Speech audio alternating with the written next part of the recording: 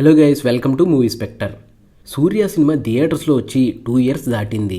మరి ఎన్నో ఎక్స్పెక్టేషన్స్తో వచ్చిన కంగువా ఎలా ఉందో చూద్దాం. గోవాలో బౌంటీ హంటర్గా పనిచేసే ఫ్రాన్సిస్కి 1000 సంవత్సరాల క్రితం ఉన్న కంగువాకి సంబంధం ఏంటి, అసలు కంగువా ఎవరు, ఎలా చనిపోయాడు, ఇంకా విలన్ అయిన బాబీ డియోల్ ఏం చేశాడు, అలాగే మూవీ స్టార్టింగ్లో కనిపించే పిల్లాడెవరు, తనకి సూర్యకి సంబంధం ఏంటి తెలియాలంటే మూవీ చూడాలి. వివేకం, విశ్వాసం లాంటి మూవీస్ని తీసిన డైరెక్టర్ శివ ఈ మూవీని డైరెక్ట్ చేశారు. తీసుకున్న పాయింట్ బాగానే ఉంది, కానీ దాన్ని హ్యాండిల్ చేయడంలోనే ఫెయిల్ అయ్యారు. ఫస్ట్ హాఫ్లో గోవా సీక్వెన్స్ అస్సలు బాగాలేదు. నాకైతే ఆ సీన్స్, సాంగ్స్ అన్నీ క్రింజ్లా అనిపించాయి.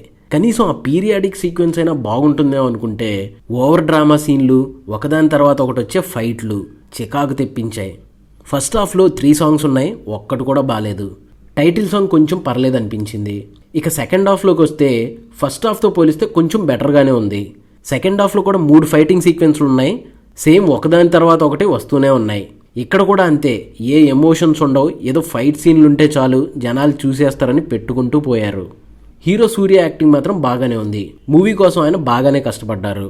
మూవీలో యోగి బాబు, రెడిన్ కింగ్స్లే ఉన్నారు. ఫస్ట్ టైం వాళ్ళ కామెడీ బోర్ కొట్టింది. హీరోయిన్ దిశా పటానీని ఓన్లీ గ్లామర్ కోసం తీసుకున్నారు అంతే. బాబీ డియోల్ క్యారెక్టర్ కూడా వేస్టెడ్ అనే చెప్పాలి. క్లైమాక్స్లో ఒక ఫేమస్ హీరో వచ్చి సర్ప్రైజ్ ఇచ్చారు, అది మాత్రం బాగుంది.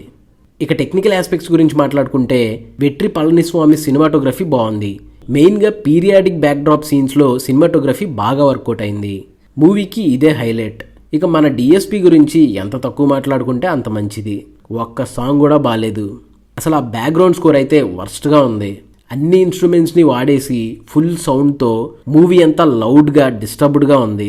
ఇంకా విఎఫ్ఎక్స్ వర్క్ కూడా యావరేజ్గా ఉంది.